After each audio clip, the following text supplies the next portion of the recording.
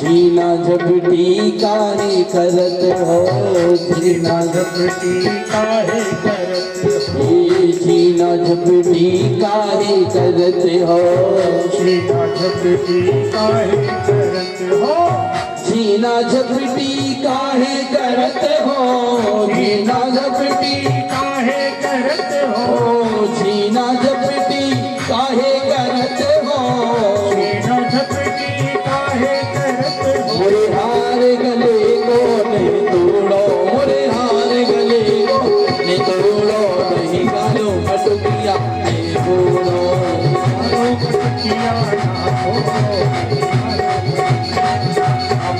नहीं गालो मटुकिया नहीं बोलो, नहीं गालो मटुकिया नहीं बोलो,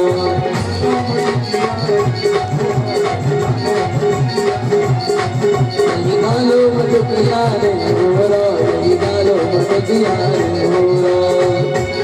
मोरे माखन चोर भगवान की, कृष्ण कन्हैया लाल की, जय हो कृष्ण कन्हैया लाल की। की जय हो। श्याम माखन चुराते चुराते अब तो दिल को चुराने लगे हो, श्याम माखन चुराते चुराते अब तो दिल को चुराने लगे ओ श्याम माखन चुराते चुराते अब तो दिल को चुराने लगे, श्याम माखन चुराते चुराते अब तो दिल को चुराने लगे। हाँ श्याम माखन चुराते चुराते अब तो दिल को चुराने लगे, जो सखी कोई कनघट को जाए उनसे बच के न हरगिज को आए, जो सखी कोई पनघट को जाए उनसे हरगिज बच ना पाए, छोड़ देते हैं सर की घरिया, छोड़ देते हैं सर की घरिया, ऐसा वो धम मचाने लगे, छोड़ देते सर की गगरिया, ऐसा उधम मचाने लगे हैं।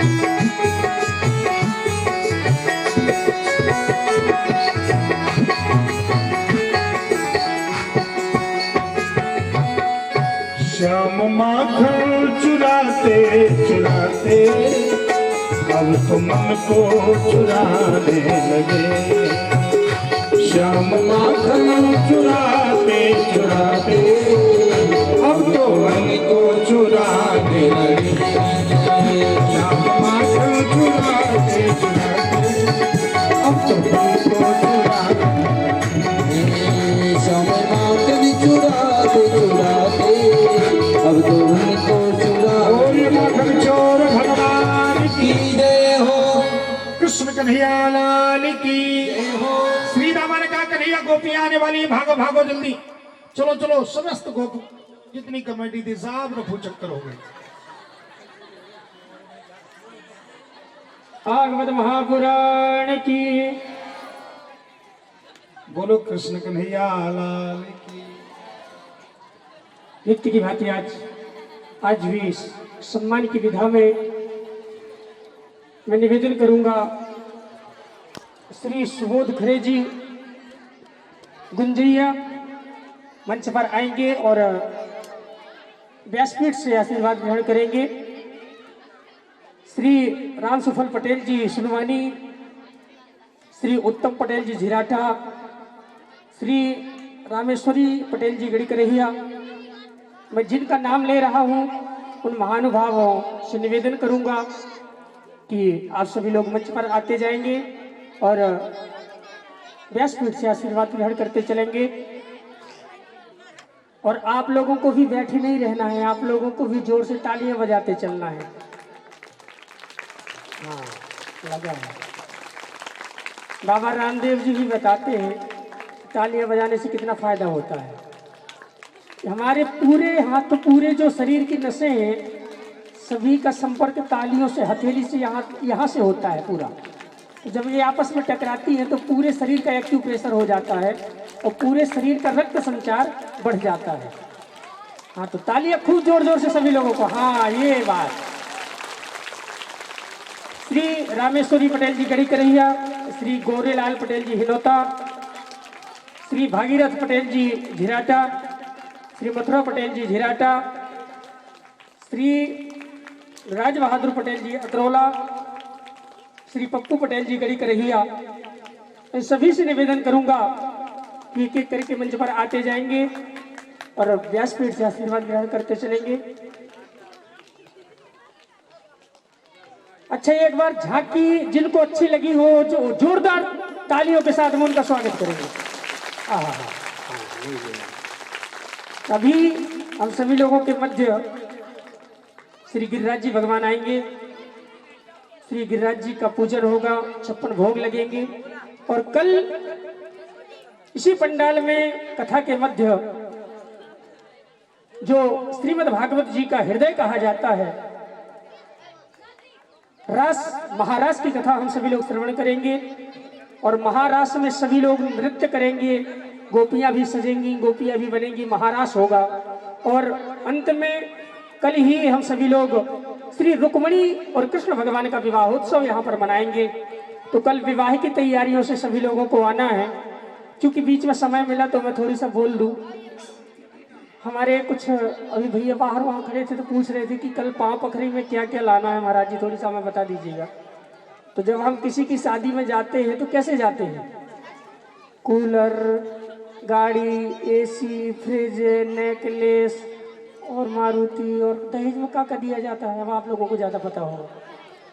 जो जो भगवान के उसमें कन्यादान करेंगी,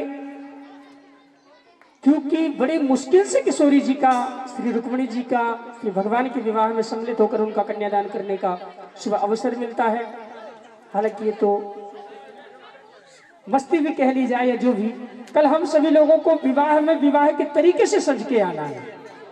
जैसे विवाह में हम जाते हैं, भगवान के विवाह में हम जैसे सज के जाएंगे उसी तरह भगवान हमारे विवाह में। अब ये नहीं सोचना कि जिनका हो गया अरे और हमारा तो हो गया है, तो अगली बार भी होना है, आपके बच्चों का भी हो। भगवान भी उसी तरह हमारे परिवार के उत्सव में सम्मिलित होंगे। इसलिए खूब सज धज के भगवान के उत्सव में खूब खुशी मन से, आनंद मन से सम्मिलित होना चाहिए और उसका भरपूर आनंद लेना चाहिए। आइए हम श्री महाराज जी के चरणों में निवेदन करेंगे कि आगे इस कथा गंगा में हम सभी लोगों को गोती लगवाएं। बोले श्री सद्गुरुदेव भगवान की, बोली सच्चिदानंद भगवान की जय। श्रीमद् भागवत का बड़ा प्यारा प्रसंग शुभारंभ हो रहा है।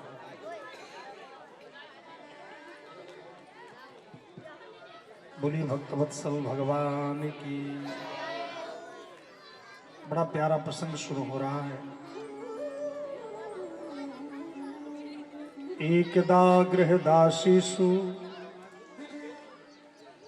यशोदानंद गेहिनी कर्मांतरनियुक्तासु निर्ममंथ स्वयं दधी। इसी प्रसंग को कहने के बाद हम आगे गिरिराज जी में दर्शन कराएंगे आप सबको। श्री सुखदेव जी महाराज परीक्षित जी को सावधान करके कहते हैं, हे राजन, एकदा गृहदासीषु, एक बार की बात है। देखो, जब कोई अच्छा प्रसंग आता है तो संस्कृत के ग्रंथ में एकदा आता है। एकदा माने एक बार। रामायण में भी एक बार कई जगह उच्चारण किया गया।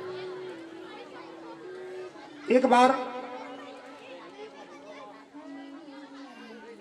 एकदा गृहदासेषु यशोदानंद गेहिनी कर्मांतर ने यशोदानंद गेहिनी एकदा अन्नदास दासेषु कर्मांतर नियुक्ताशु और स्वयं निर्मंथ दधी स्वयं दही का मंथन कर रही हैं। काली काली मटकी सुंदर दही भरा है और बड़ी बड़ी वाली मथानी से मथ रही है। मन से चिंतन, मुख से गायन और हाथ से मंथन कर रही थी। उसी समय कन्हैया आ गए। मैया बड़ी तेज भूख लगी। मैया ने कहा रुक जा, मक्खन निकालूंगी खिलाती हूँ। कन्हैया ने कहा मैया मेरे तो प्राण निकल जाएगा, तो दूध पिला दे।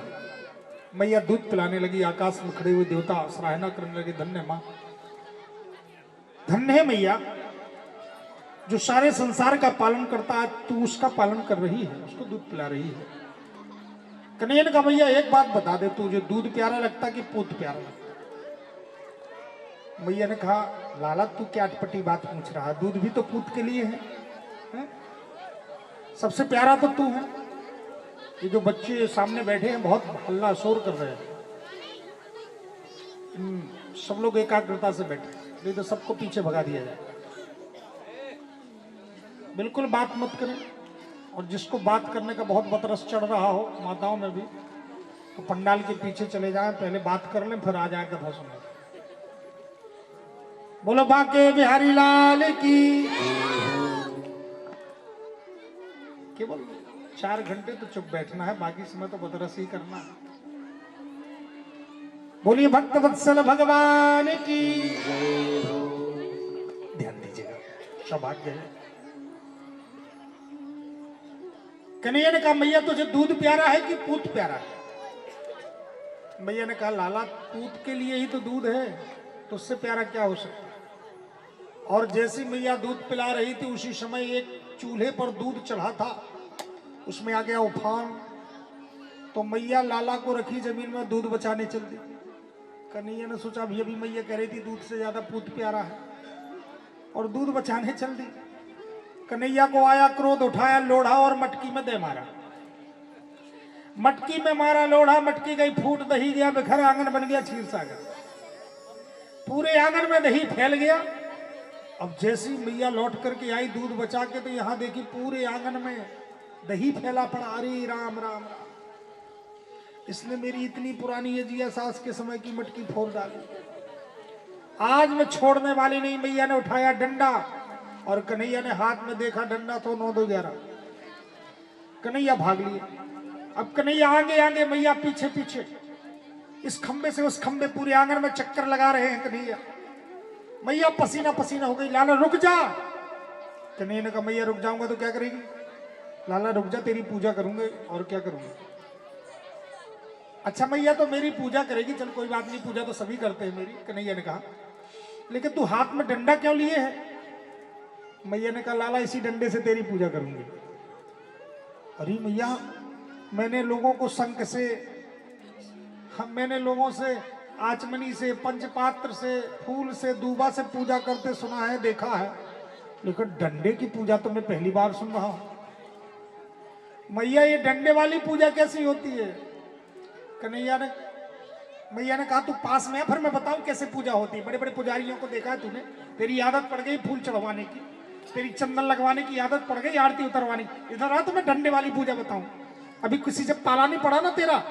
देखो ये प्रेम में ही सामर्थ्य, जिसके इशारे से सारा संसार नाचता है, आज वो मैया के सामने नाच रहा है। कन्हैया ने कहा मैया तू डंडा फेंक दे, मैं पकड़ में आ जाऊंगा। मैया ने फेंक दिया डंडा, कन्हैया पकड़ में आ गए। मैया ने पकड़ा, कौन क्यों रे चटोरे, तूने मेरी इतनी पुरानी अजिया सास के समय की मटकी फोड़ डाली, आज मैं तुझे छोड़ने वाली नहीं। मैया ने लिया रस्सी और सीधे कमर में बांधी, उखल से बांधने लगी। मैया जब रस्सी बांधने लगी तो 2 अंगुल छोटी पड़ने लगी। कन्हैया ने सोचा थोड़ा लीला तो दिखाई दे। जब मैया थक गई तो कन्हैया बंधन गया। जीव जब ये अपने प्रयास से थक जाता है, तब फिर ठाकुर जी की कृपा शुरू होती है। जीव जब तक अपनी बुद्धि का, बल का, धन का, वैभव का प्रयास करता रहेगा, तब तक कृपा पात्र नहीं होता। कृपा पात्र तभी होता है जब वह समर्पित हो जाए, अपनी बुद्धि लगाना छोड़ देता है। आज मैया ने जब थक गई तो कन्हैया पकड़ में आ गए, मैया ने बांध दिया, लाला आज तुझे दिन भर कुछ खाने को नहीं मिलेगा, यही बधार है, मैं अपना काम कर रही हूं। कन्हैया ने कहा मैया तू अपना काम कर, मैं अपना काम करता हूं। भगवान का काम है भक्तों के वचन को सच करना, भक्तों का उद्धार करना। नंद के महल के दरवाजे पर नलकुबर और मणिग्रीव के 2 वृक्ष थे। उन्हीं वृक्षों के पास जाकर के कन्हैया ने उखल को उस पार निकाल करके फंसाया उखल को, और सीधे वृक्ष में मारा झटका, दोनों धड़ाम से गिर गए। ये 2 वृक्ष कुबेर के 2 बेटे जो श्रापित हो चुके थे, ये शराब पी करके मंदाकिनी जी में स्नान कर रहे थे। नारद जी ने देखा तो श्राप दे दिया, अरे दुष्ट, इतने बड़े बाप के बेटे होकर के और तुम लोग शराब पी रहे हो, तुम्हें संपत्ति मिली है दुरुपयोग करने के लिए, तुमको संपत्ति मिली है अपना जीवन नष्ट करने के लिए। देखो गुरुजन किसी को भी डांटने का अधिकार रखते हैं, गुरुजन ही तो होते जो सबको सुधारने का अधिकार रखते हैं। तो आज श्री नारद जी ने डांटा तो वो थोड़ा सा उदंडता करने लगे, तो नारद जी ने श्राप दिया, जाओ तुम वृक्ष हो जाओ। जब वृक्ष हो गए तो बुद्धि ठिकाने आ गई, अब क्षमा कर दो गुरुजी। बोले जाओ अब क्षमा करेंगे, कन्हैया द्वापर में आएंगे और उन्हीं के द्वारा तुम्हारा उद्धार होगा। महाराज जैसे हुआ तो नलकुबर मणिगिरी का उद्धार हुआ। स्तुति किए, स्तुति करके प्रस्थान किए। कन्हैया यहाँ पर जैसे ही लेकर के आई मैया, यहाँ एक सभा का आयोजन किया गया। जब से कृष्ण आए तब से कोई ना कोई विपत्ति आ रही, चलो हम लोग यहाँ से चले। कहाँ चले? बोले वृंदावन चलते हैं। वृंदावन में सबसे बड़ा सुंदर वन है वृंदावन, जहां प्रिया प्रियतम का नित्य निवास है। वृंदावन की तरफ चल दिए। आइए आप लोग भी वृंदावन चलिए हमारे साथ में। कौन कौन वृंदावन गया थोड़ा हाथ उठा के बताएं। आज तक वृंदावन कौन कौन घूम गया, घूम लिया? अच्छा चलो कोई बात नहीं। अब बड़ा सौभाग्य, वृंदावन प्रेम की भूमि है, भगवान की भूमि है। और ठाकुर जी की कृपा से इस वर्ष ठाकुर जी ने कृपा किया और आश्रम का भी निर्माण का निश्चय हो गया वृंदावन में। वो भी निर्माण शुभारंभ हो रहा है। श्री वृंदावन चित्रकूट में तो निवास है ही, लेकिन वृंदावन धाम में भी आश्रम का बनाने का निश्चय हुआ है। जमीन भी ले ली गई है ठाकुर जी की कृपा से। ऐसा निश्चय था हमारा, सोचना था ठाकुर जी की कृपा से कि किसी न किसी तीर्थ में बनाना है। तो वैसे चित्रकूट में तो था ही, लेकिन वृंदावन में ऐसी प्रेरणा हुई, संयोग बना, किशोरी जी की कृपा हुई, तो जमीन निश्चित हुई और जमीन रुक्मणी विहार में ले ली गई है। 70 लाख की जमीन पड़ी है, उसके आगे उसका आश्रम बन रहा है। तो वो ठाकुर जी का अपना ही आश्रम है, उसमें सब लोगों को अधिकार भी रहेगा, कभी आप लोग दर्शन भी कर सकते हैं। बहुत बड़ा सौभाग्य है वृंदावन धाम में। जिसने नहीं दर्शन किया वो दर्शन कर सकते हैं। बोलिए बांके बिहारी लाल की। तीर्थों में जाना चाहिए, तीर्थों में दर्शन करना चाहिए। तो हमें वृंदावन धाम चलना है। आइए हम सभी लोग चलते हैं। बोलिए वृंदावन बांके बिहारी लाल की। नवंबर में वृंदावन में कथा भी है, भागवत कथा, विशाल कथा। तो जिसको चलना हो वो भी तैयार हो जाएंगे। नवंबर में है, अभी से डेट फिक्स हो गई है। तो इसलिए इसी 2023 में, अभी तो खैर जनवरी चल रही है, अभी तो कई कथाएं बीच में है, लेकिन वृंदावन में नवंबर में कथा है। बोलिए भक्तवत्सल भगवान की जय हो। आइए हम वृंदावन चलते, इसके बाद गोवर्धन का दर्शन करेंगे। बोलिए गिरिराज। और एक विशेष सूचना है, कल भगवान का महारास और विवाह उत्सव है। विवाह में आप सभी लोग जानते हैं ठाकुर जी का विधि विधान से विवाह होगा। और परसों, आज तक तो आपके हिसाब से हम समय से आते थे, आपसे पूछा गया था कि आपको क्या उचित समय लगेगा, क्या सही रहेगा, उसके हिसाब से 2 बजे आना होता था, 5:30 बजे कथा पूर्ण होती थी लगभग। कल थोड़ा जन्म था तो विलंब हो गया, लेकिन समय से अपने कथा होती थी। पर परसों आपको हमारे हिसाब से आना है, कल नहीं परसों। कल तो यही समय से कथा होगी, ठीक 2 बजे से लेकर के 5:30 बजे तक। विवाह है तो थोड़ा मोड़ा आधा घंटे और हो सकती है, लेकिन परसों देखो हर वक्ता को एक भी श्लोक की कथा सुनो तो दक्षिणा मांगने का अधिकार होता है। बगैर दक्षिणा दिए कथा की फल नहीं मिलता। तो हम आपसे दक्षिणा मांग रहे हैं। क्या मांग रहे हैं? एक भी श्लोक की कथा सुने तो अधिकार बन जाता व्यासपीठ का श्रोताओं के ऊपर।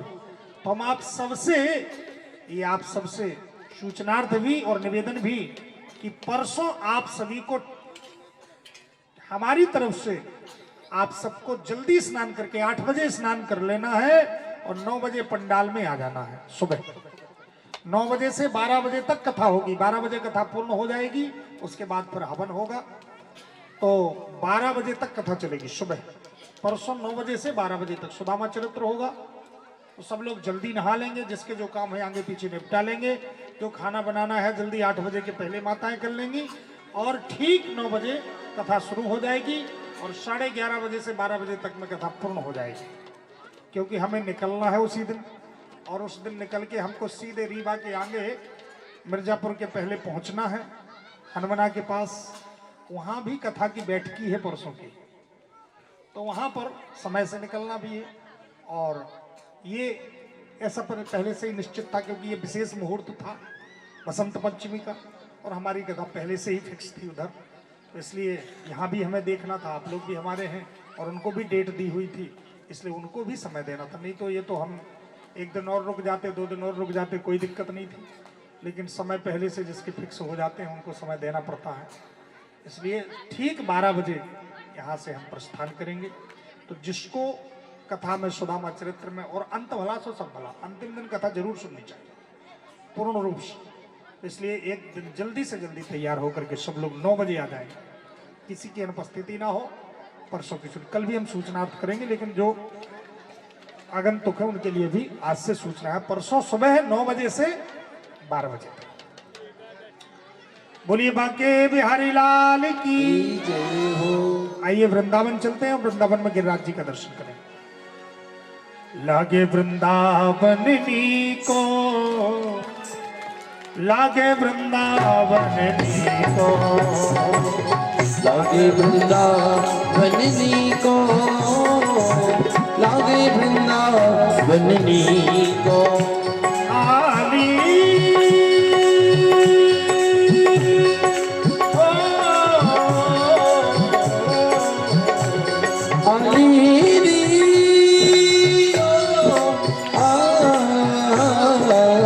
लागे वृंदावन को, वाली हो, लागे वृंदावन को।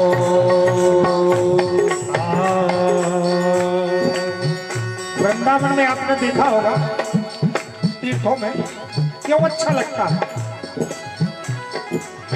घर घर तुलसी ठाकुर सेवा, घर घर तुलसी ठाकुर सेवा। अभी यहाँ तो 7 दिन के लिए खलौन वृंदावन बना है। तो 7 दिन में कई बच्चों के देखो माथे पर तिलक लगा हुआ है, बढ़िया से लोग कीर्तन कर रहे हैं, नाच रहे हैं, गा रहे हैं। लेकिन 7 दिन कथा पूरी हो जाएगी तो ना किसी के माथे पर तिलक दिखेगा,